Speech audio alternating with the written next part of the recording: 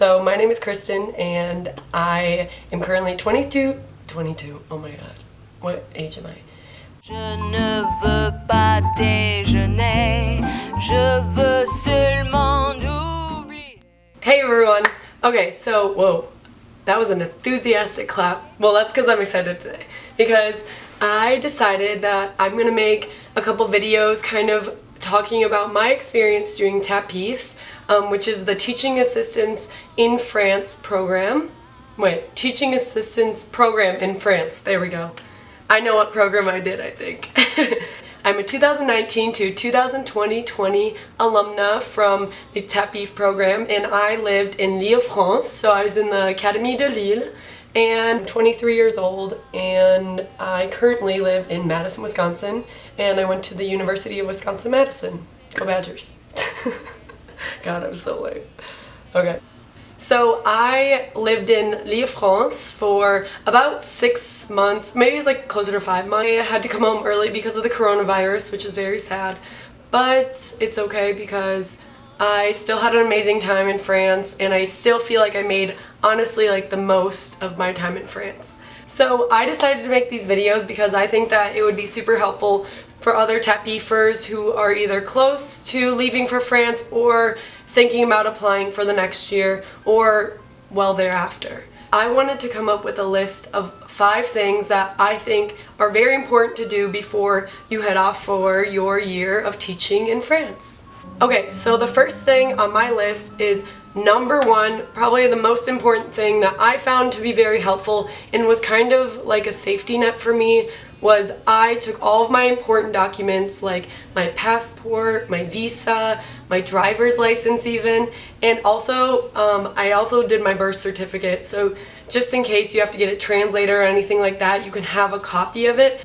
I scanned all of those important documents into a Google Docs, and that was really helpful whether it was using them online. So for example, I applied to CAF, which is an assistance program, and it basically gives you money every month in France to help with housing, food, etc., things like that. You have to have specific documents to apply for CAF, so a lot of that is going to be online. So I highly recommend using a Google Docs account to basically download all of your documents, scan them, and use that as kind of your private little file cabinet while you are away in France for the next 6 or 7 months. Okay, so this is my number 2 piece of advice, number 2. So I would highly recommend getting a credit card, maybe something not too crazy, so nothing like a $10,000 or $15,000 limit. I don't even know if that's possible at a young age, but something with kind of like a low limit credit card where it offers 0% APR for the first, whether it's like 16 months or so, like 12 months, 16 months of financing. This way, if you ever do get in a situation where you do need money and in the beginning you don't get paid for the first month and a half, and especially if you don't apply to get paid in advance, then this can be really helpful because there's a lot of opening costs at the beginning.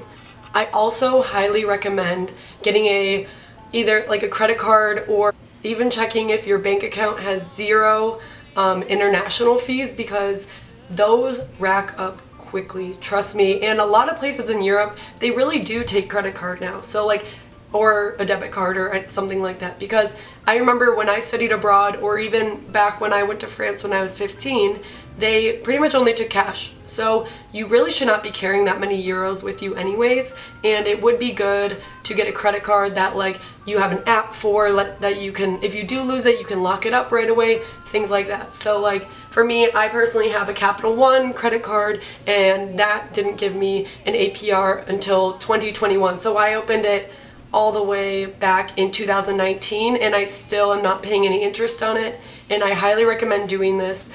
But be careful with a credit card because you don't want to just suddenly spend tons and tons of money on things that you think you'll need, but really you're just going to get rid of at the end of the year. Okay, so my number 3 piece of advice before you leave for your year in France, I think it is very important to think more about your lifestyle rather than all the clothes and outfits that you're going to wear. So think about what's practical when packing. So for me, I had more of like my everyday coat, which was like my pea coat, my black pea coat, and then I had more of like a going out coat, which honestly I didn't really use that often. And I'm someone that usually likes to, go out to bars, get a drink or something with friends.